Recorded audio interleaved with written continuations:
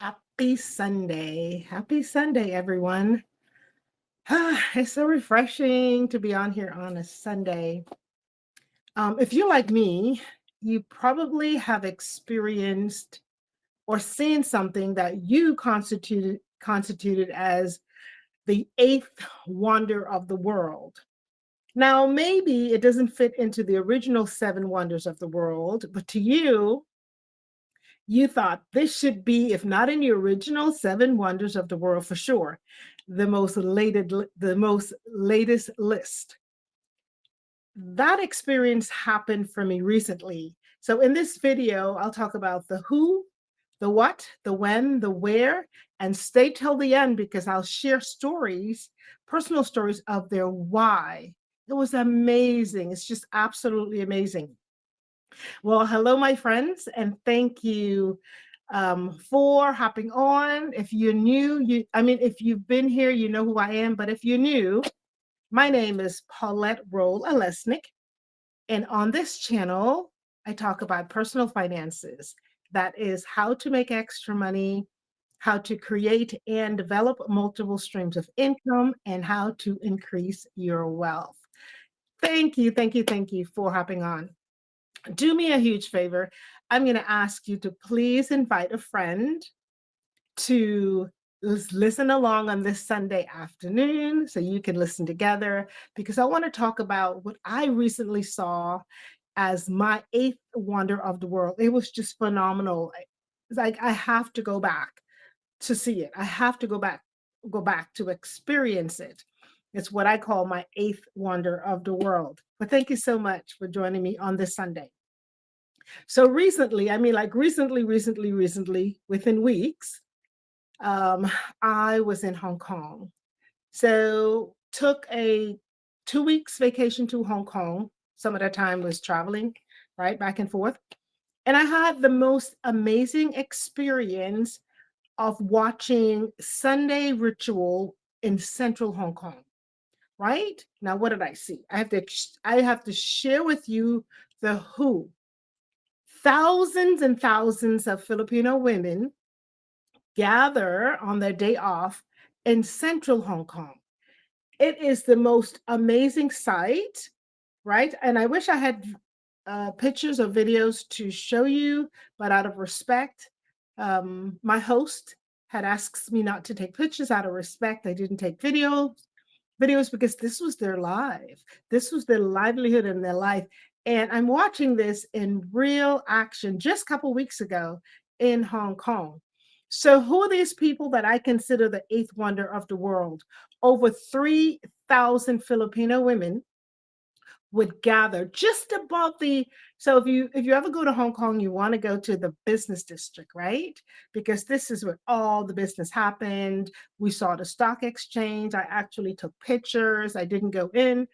The stock exchange is Bank of America Plaza right there. So when you come off the central line, um, is it the MK? The transportation, you use your octopus card. So when you come off, you can't but help see thousands and thousands of women outside. But here's the thing that got me. And I pull out my camera, but I was sensible enough to ask my host, is it okay for me to take pictures? Is it okay for me to take videos? Because, and I'll tell you why. At first, it struck me. I'm like, who are all these people? There were cardboard boxes, and there are plastic bin, and they were doing everything. Like it was like Manhattan and Hollywood and Miami Beach and any place I've been, all like all culminating in one area, right? Happening on one day on a Sunday. And I had no idea why this was happening until my host had told me. So the who of my story today, I call it Sunday in Hong Kong. The who are the Filipino women, over 3,000 Filipino women. Now, what do? They gather on the plaza, they gather in central Hong Kong district. What do? They gather every single Sunday. And what is it they do? They actually, they're hanging out with their friends. This is their recreation time. This is their rest day because they get one day off a week.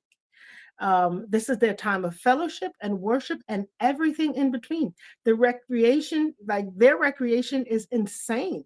So to have people sit outside on cardboard boxes and they make cardboard houses is such a happy experience. At first, I must admit, I thought it was a homeless village, right? Coming from the West and having experienced this, I thought, whoa, we just kind of walked into like a homeless camp in downtown Hong Kong, one of the wealthiest city in the world, right? Behind Manhattan and London, or right up there with Manhattan and London. Hong Kong is a very expensive and wealthy place per capita. So, boom, we come off the subway, thousands and thousands of women. They do this every single Sunday. So my host was walking much faster, going ahead, and I said to myself, I'm gonna tiptoe through, and I'm gonna walk very slowly because I want to observe what they were doing. I wanted to see. And I just wanted so badly to take pictures, but also to respect the culture and respect what they were doing. So I found out in speaking to my gracious host that, and also doing some research, I got this article from the BBC and some article from CNN. So dating back to the 1980s, domestic workers would started gathering in central Hong Kong. Isn't that amazing? This goes way, way, way back, right smack dab in the fanciest district of their city. And so this constitutes the largest ethnical minority in Hong Kong. So a group of Filipino women, domestic workers, are the largest ethnic group in Hong Kong. Like I said, over 300,000. So they started coming to Hong Kong back in the 1970s under a program called Foreign Domestic Helpers Program. And who were these people? There were moms, grandmothers, aunties, older daughters, and such, but basically females would come and they work for their employees in their homes. Again, domestic workers. So they're doing the cooking and the cleaning, taking care of children, um, maybe older siblings within the home, parents of their employees, and they live in their employees' home. So the flats are built where they have the regular bedrooms and they build a room for a helper because it's very cultural. I thought it was really cool. I mean, not for me to do. I can't see myself living there, but this is cultural. And these women serve, and they serve with a smile, they serve with love. Now, let's go back to where they are on Sundays. Sundays on the plaza in central Hong Kong district. The women are there, a group of them. When I saw them, first of all, I was just like a mouth open. I had my jaw just like, what? They were putting on each other's makeup, doing each other's hair, each other's nails, guys. It was such a beautiful experience. And then when I looked over to my left as we were walking through the plaza, I saw a group of young ones dancing. So, and they were doing American style dances. They were learning the moves, which is just so cool. So this is their recreation time. Um, and of course, I couldn't see all the details, but we passed through twice. We had an opportunity. They they make their actual authentic native dish from the Philippines, and this is a time when they all sit outside on cardboards and they're eating their ethnic dishes.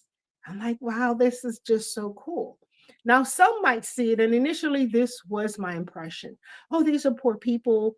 Well, first, my initial impression was, oh, this is a group of homeless women. Um, got corrected very quickly by my host. They're not homeless. They're working women, and this is their day off, and they come together and they hang out. They connect. Hear this word, they connect. They do life together because Monday through Saturday, they're working for someone else. So they go to the plaza in central Hong Kong and they connect, do hair, nails, and everything right there in the open. So that was my first impression. Second impression was like, oh wow, why do they do this? Right. And I asked questions. I am that girl that would ask what people call the dumb questions or the hard questions. The questions people are thinking, I ask it out loud. Please don't judge me. But I asked the questions to my host, the Wongs, and they explained to me how they do this as a culture, and they bring their food and they share food with each other, their native, authentic dishes that they share, and they make it such a wonderful time.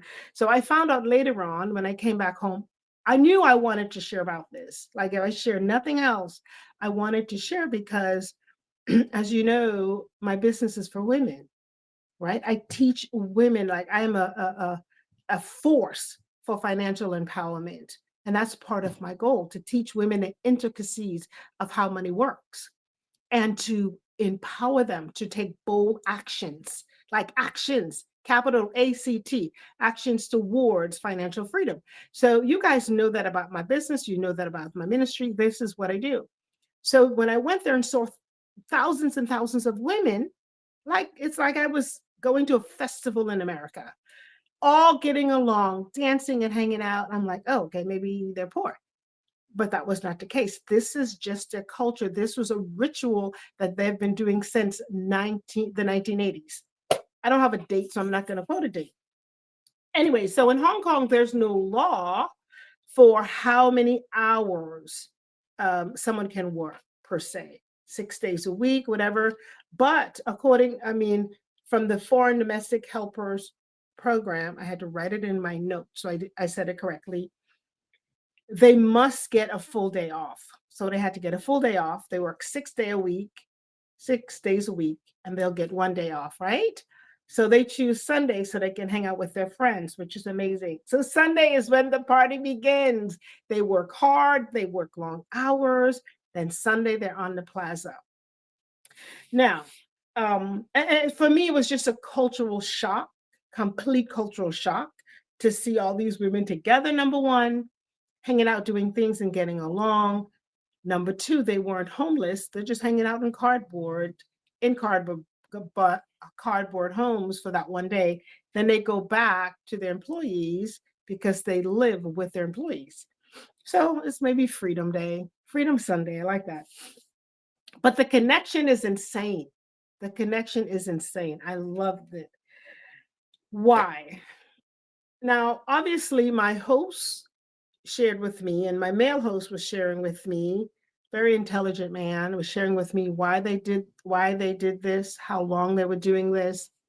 And of course, I did some research before I clicked go live. So I've done research, talked to a few people, but what touched my heart the most was the personal stories I heard. So I had an opportunity to speak with one of these Filipino women.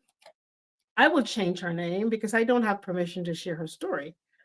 But since there's no way to connect me to her, I will share her story and I'll call her Mary. So Mary came in and we're chit-chatting. I saw Mary a couple times while we were in Hong Kong. A wonderful lady. And, I'm just observing and I'm just like, okay. So the first time I saw Mary was just casual. She's hanging low. She's going about her work. And it is what it is. There's another lady. But after my experience of the big Sunday gathering in central Hong Kong with over 3,000 women, well, 300,000 women, I don't know they're all there at the same time, but the BBC, CNN average it to be approximately 300,000 women that gather on Sundays. Isn't that insane? Wow, it's crazy. After that experience and after seeing that, I sat with Mary and I chatted with her. I said, what is it like to come and leave your country, to leave your family and work in another country as a migrant worker? What does that mean to you? I asked her about her paycheck. I don't even know if that was proper, but I was and am truly interested in what women make around the world. I truly am. So Mary, I asked her, like, what does she make and how does that equal the pay in the Philippines? And she shared so much with me. Because coming from America, so when we went there at the time of my visit, which is just a couple weeks ago, the currency was 8 to 1.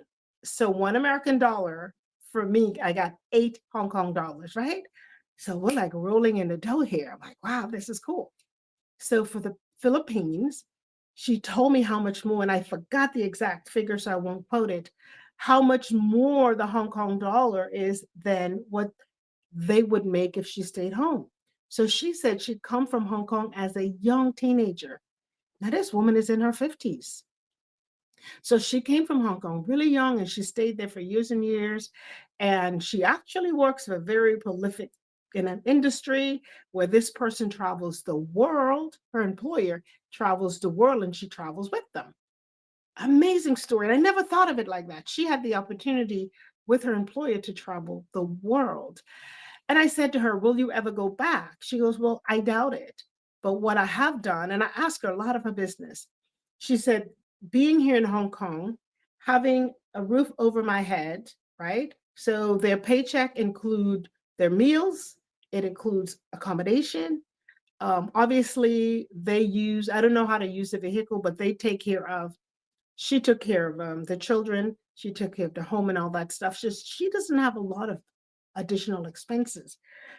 This blew my mind when she said, working here in Hong Kong as a domestic worker has allowed me to build a home for my mother in the Philippines. And it almost brought me to tears because she said, the one thing I wanted to do before I die was to build an actual um, solid brick home for my mother. And that I had a paradigm shift, y'all. Like total shift, total transformation. This is for me now. I'm like, this is cultural exchange personified because this is one of the reasons I love to travel. I love to know about people.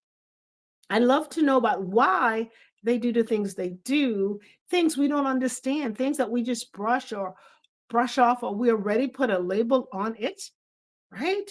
And I'm sitting with Mary at the counter and she's sharing that being a domestic worker, she built an incredible, nice home for her mother. Not just that, she didn't have children.